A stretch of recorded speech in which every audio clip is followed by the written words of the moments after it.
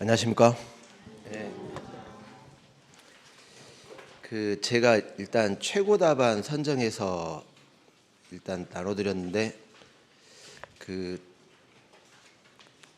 답안 쓰신 분은 미리 말씀드리지만 양해를 드리는 겁니다. 양해를 제가 미리 사전에 동의를 받고 할 수는 없는 거니까. 그리고 참조를 하세요. 점수 때문에 최고 답안이 된 건 아니니까 참조를 하시고, 채점평이 제가 원래 좀 채점평을 좀 많이 쓰려고 했거든요. 이 문제별로 이렇게 쓰신 답안은 괜찮습니다 이렇게 해가지고 쭉 선정을 해서 하려고 했는데, 이번에 좀 양이 적은 이유가 별로 없어요. 그래서 다음 주부터 요 2회부터 할 생각입니다. 그런데 저는 이제 채점하면서 한 가지 느낀 게, 와, 우리 반이 이렇게 실력들이 좋으셨나 해가지고 처음에 이제 한 세부 내부 하면서, 야, 이러다가는 진짜 다 만점을 줘야 될 판인데 막 이렇게 채점을 했는데 나중에 또 6부, 7부, 10부 막 하다 보니까 그때 제가 하나 느꼈어요. 아, 이거는 본인의 실력이 아니라 교재를 그대로 쓰신 거구나. 이렇게 오픈북 테스트가 아닙니다. 지금 우리 지금 진도별 모의고사는 오픈북 테스트가 아니고, 여러분들이 못 쓰셔도 상관이 없어요. 그러니까 뭐 잘 쓰시라고 하는 게 아니라 천천히 이렇게 이제 답안이 쓰시는 실력이 올라가시는 거죠. 그러니까 내가 이제 뭐 너무 잘 썼네 못 썼네 이걸 떠나가지고 지금 첨삭 받으시면서 이걸 좀 수정하고 이렇게 이제 가시는 거예요. 그 중에 분명히 최소한 60에서 70 내지는 80%가 출제가 될 확률이 높으니까 지금부터 전범위까지 쭉 가면 이제 그걸 하는 거지, 내가 뭐 이거 이렇게 써가지고 내도 될라나 막 이렇게 하지 마시고, 최대한 시간에 맞춰가지고 잘 쓰건 못 쓰건 최대한 써보시고 본인의 지식 가지고 한번 써보세요. 그게 자꾸 돼야 여러분들 실력이 늘시지, 안 그러면 실력이 늘지 않습니다. 보고 쓰는 거는 이제는 실력이 늘지 않습니다.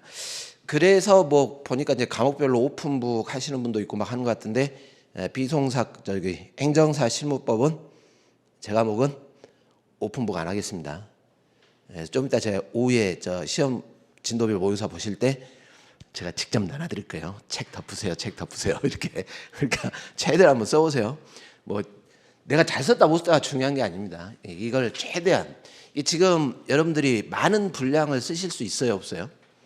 그거는 불가능하세요. 그러면 현재 있는 수준에서 이 주어진 문제에 대해서 얼만큼 최대한 짜임새 있게 쓸 것인가, 그 연습을 하셔야 돼요. 그렇게 하시면은 나중에 이제 한 2달 지나고 석 달 되면 합격권에 다 들어가시게 될 겁니다. 몇 명 뽑는 시험인지 아시죠? 그러면 여기서 다 합격하실 수도 있어요. 과정만 잘 겪으시면은. 한 과목이 진짜 한 70, 80 때려줬다 그러면은 그의 합격 확률이 높죠. 1주차 사례 문제인데, 사례는 제가 다음 주에 이런 식으로 좀 보겠습니다. 자, 질문을 먼저 보시라 그랬었는데, 요 문제가 지금 인허가 관련된 문제였습니다. 인허가 의제. 일단 질문이 뭐였었냐면은 이렇게 돼 있지 않습니까? 주택, 여기서 이런 걸 잘 보셔야 됩니다. 주택건설사업계획과 별개로 이렇게 해놨습니다. 별개로 지구단위 계획 결정만 대상으로, 이런 게 다 포인트죠. 이것만 대상으로 취소 심판 청구가 허용되겠는가? 그리고 이와 관련돼서 사례가 나오면 여기서 쟁점이 나올 것이다 이렇게 했습니다. 자, 사례에서는 제일 중요한 게 뭐라 그랬었냐면은, 처음에 저 문제 소재 또는 사례 쟁점, 그러니까 뭘 잘 쓰셔야 돼요. 이 질문에 대해서 요 사안에서 쟁점이 있을 것이다, 그거 아닙니까? 그러면 요 쟁점을 파악하는 게 제일 중요하세요. 이걸 정확하게 파악을 하는 게. 그런데 대다수 답안이 일단 이거 안 쓰셨어요. 생략해버리고 이게 대다수 약 한 60% 정도. 그러면은 실제 시험에서는 어떻게 됩니까? 5점 정도가 날아가고 이게 왜 중요하냐면은 요걸 앞으로 이렇게 이제 분석을 하셔가지고 그리고 이제 중요한 게 답을 쓰시는 게 이거라 했습니다. 사안 해결. 근데 여기가 출발이 잘못돼 버리시면은 당연히 사안 해결이 잘 되겠습니까? 안 되겠습니까? 이게 잘 될 리가 없죠. 그죠? 그러면은 이 점수가 나올 수가 없어요. 20점이면은 이런 만약에 이걸 잘못 써버리면은 7점, 10점 이상 맞을 수가 없어요. 이렇게 하면. 예, 이거는 어쩔 수가 없는 겁니다. 그래서 사례 문제가 중요한 겁니다. 그러니까 질문을 잘 보시라는 게 지금 여기서 질문한 게 이거지 않습니까? 이게 두 개가 별개로 이렇게 했단 말은 이게 지금 사안에 뭔가 두 개 처분이 나왔겠는데 이런 뜻이에요. 두 개 처분.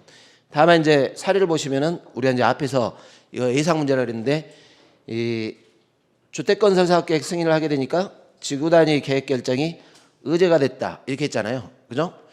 그리고 이 의제된 이 지구단위 계획 결정이 쉽게 말하면 이것만 독립대상 취소 심판의 대상이 될 것이냐 이런 뜻입니다. 그러니까 쟁점에다가 이걸 써주셔야죠. 의제되는 처분이 독립쟁송 대상이 될 것이냐. 그러면 여기서는 뭐만 잘 쓰시면 돼요. 20점인데 쟁점이 뭡니까? 취소 심판의 대상 아닙니까? 대상. 근데 이제 다들 이제 이걸 쓰신 분들도 어떤 걸 쓰시냐면 취소 심판의 일반적인 심판 청구의 적법 요건, 막 청구인 적격, 막 이런 거 다 쓰셨어요. 그럴 필요가 없다는 뜻입니다. 여기는 대상이 되냐 이렇게 쓰니까 취소 심판의 대상 적격만 쓰시면 돼요. 이해되시죠? 그리고 여기가 인허가 의제에 관한 문제였으니까 그때 우리가 이제 정리한 게 요게 의 쓰시고 의제가 되면 이거는 통상적인 인허가로 봐가지고 여기에 대해서 어떤 뭐 법률상이 침해했다고 주장하는 자는 독립쟁송으로 다툴 수 있다. 이게 결론이었습니다. 요거 두 가지를 물어봤던 문제입니다. 그런데 이제 또 하나 오류는 뭐였었냐면 여기 보니까 주민청취 절차를 거치지 않았다. 여기에 함정 빠지신 분도 많으세요. 여기서 이 처분이 위법이다 적법이다를 물어보고 있습니까? 대상이 되냐를 물어보고 있습니까? 대상 되냐 물어봤지 위법이다 적법이다 물어본 적이 없잖아요. 그죠? 그러니까 이제 쓰실 때 대상이 되는데 이렇게 쓰신 분들이 몇 분 계세요.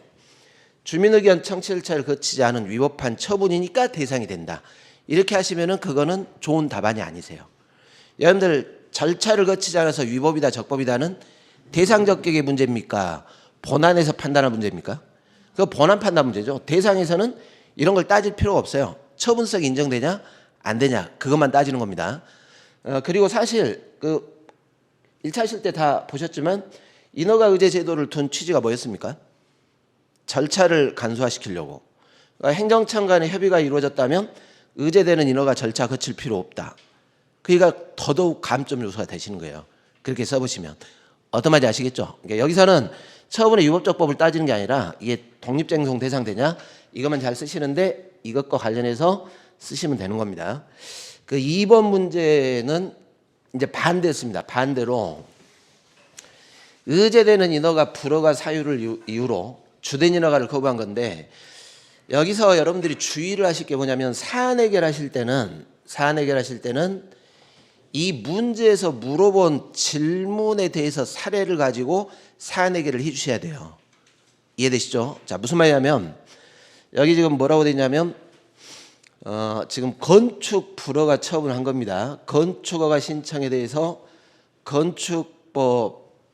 건축허가가 되면 개발행위 허가가 이제 의제가 되는 사안인데 개발행위 허가에 대한 불허가 사유, 농지전용 허가에 대한 불허가 사유를 이유로 이렇게 해가지고 이걸 불허가했습니다. 건축 불허가 신청을 불허가했다.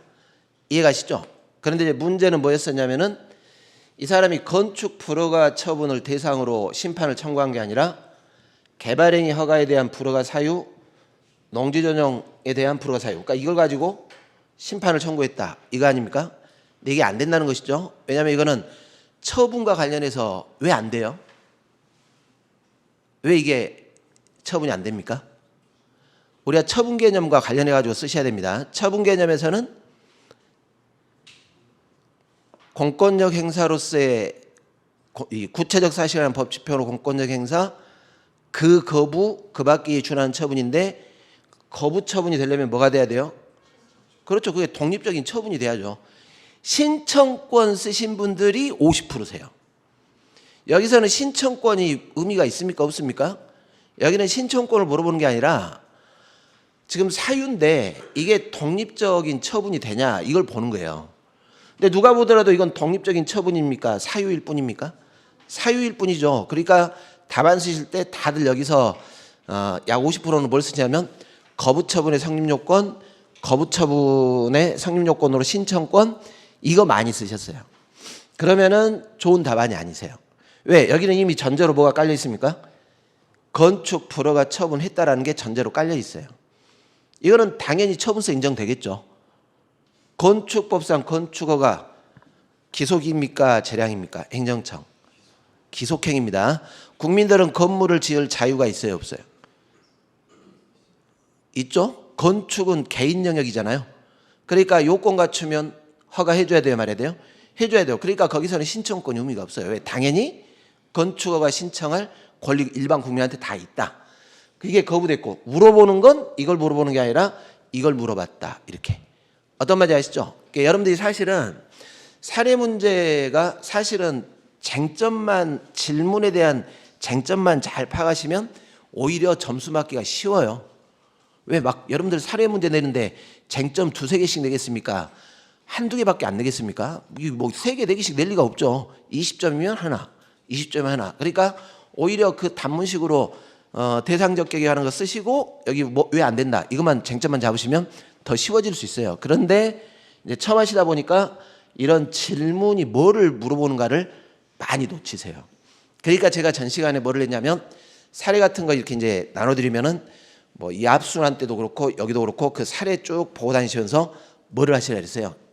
평상시에 암기해서 막 쓰려고 하지 마시고 이 사례에서 질문이 뭐고 뭘 쓰면 되겠다 생각하시라고 한 거예요. 생각하시라고. 이해되시죠? 그러니까 사례는 정확하게 질문을 파악을 하셔야 되는 겁니다. 그래서 여기를 불허가 사유 이걸 정확하게 안 쓰시고 개발행위 허가에 대한 불허가 처분 이렇게 쓰신 분들은 점수를 맞을 수가 없어요. 어떤 말인지 아시죠? 이미 여기는 뭐만 거부했습니까?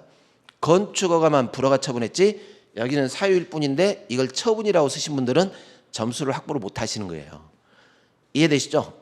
여기는 사유일 뿐입니다. 자, 이렇게 항상 오늘도 쓰실 때 물어보는 질문에 대한 게 뭔가를 정확히 파악하셔야 됩니다. 사례는 질문이 뭐냐. 단문에 관한 것들은 제가 한꺼번에 주요 포인트를 잡아가지고 나눠드린다고 했습니다.